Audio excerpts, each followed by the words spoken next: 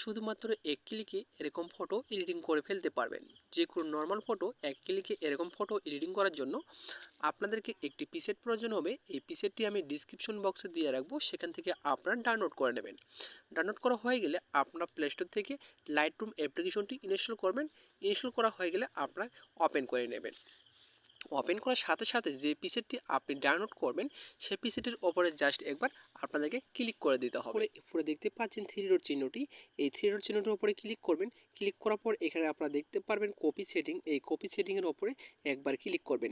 Click করার পর এখানে দেখতে পারবেন টিক মার্ক রয়েছে, এই টিক মার্কে ক্লিক করে দেবেন। টিক মার্কে ক্লিক করে দেওয়ার পরে আপনারা এখান থেকে বেগে চলে আসবেন।